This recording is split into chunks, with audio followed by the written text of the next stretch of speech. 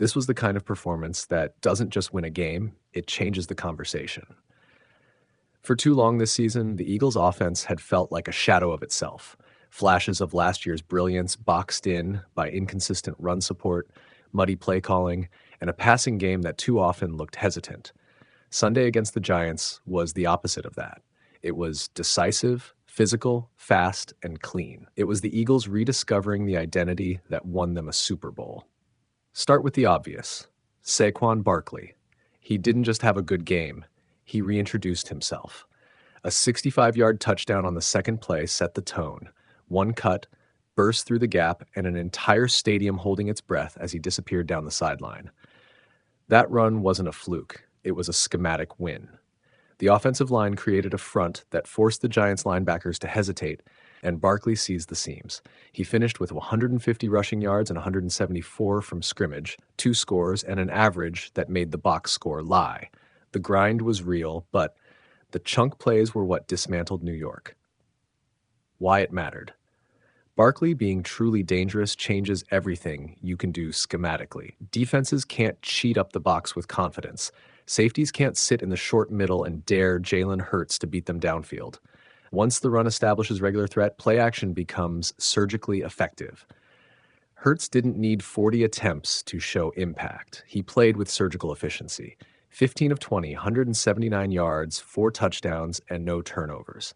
That combo, a legitimate, explosive run game and a quarterback who makes the fewest mistakes possible, is what turns 60 to 75-yard drives into tidy 3-and-outs for the opposition. Let's dig into the play calling. The Eagles leaned into downhill, gap-based runs early, and that choice paid immediate dividends. By committing to get Barkley on the edge and asking the tackles and tight ends to sustain blocks at the second level, they created angles where Barkley could use his vision. Then, the offense used just enough play action and quick intermediate concepts to punish the Giants when they overcommitted. That balance, run to set up shot plays rather than vice versa, is the same formula that made last season so efficient. It's not glamorous, but it's highly effective. Rotation depth also deserves applause. When Barkley pulled up late with a non-contact groin issue, Tank Bigsby stepped in and produced 104 yards.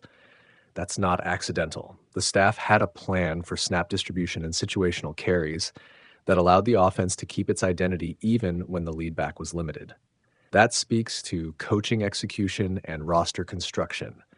You need a backup who can handle a heavier load without the offense missing a beat.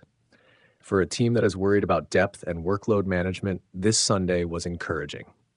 We should also talk situational football. For the first time this year, the Eagles outgained their opponent in total offense. That's more than a stat.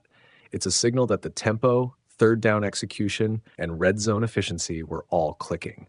Hurts and the offense were disciplined. The chains moved, the clock wound in Philadelphia's favor, and they didn't put the defense into untenable positions. Controlling time of possession with a productive, explosive run game shuts down an opposing team's rhythm. The Eagles forced that rhythm change and never let the Giants regain it. Now, the caution flags. Barkley's late groin scare matters. He walked fine and was listed questionable, but this is not the time to push for heroics. The bye week is perfectly timed. 2 weeks rest and careful load management should be the path.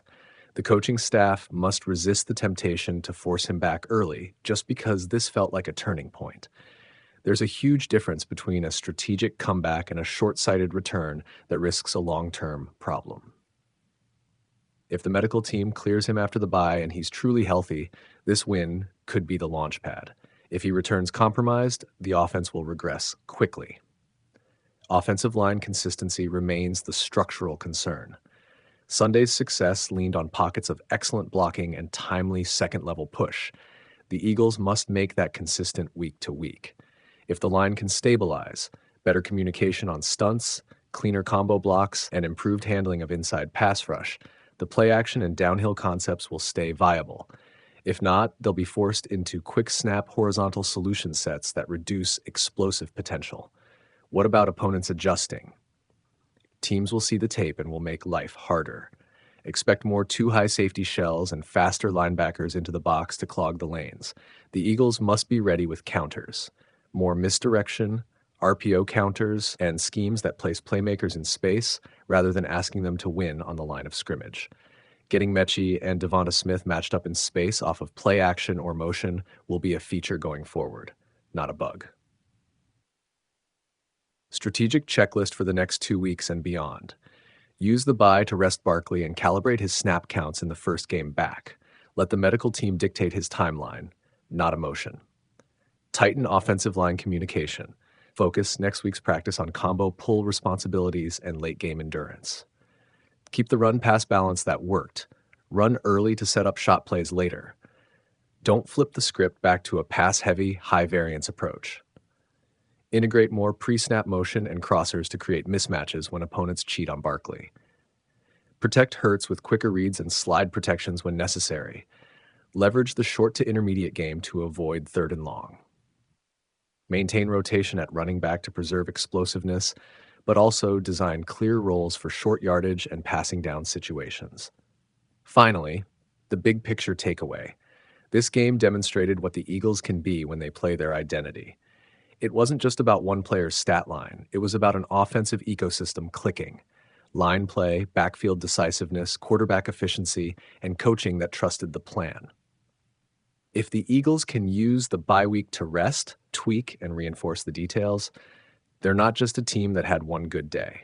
They're a team that reminded everyone what they are capable of when they commit to the run-first, play-action-heavy formula that wins postseason football. This result doesn't erase the season so far. It does, however, give the Eagles something valuable, momentum with a blueprint. Protect that progress, manage the injuries, and the rest of the NFC will have to take notice. If they do, Sunday will look less like a blip and more like the moment the offense remembered how to be great again.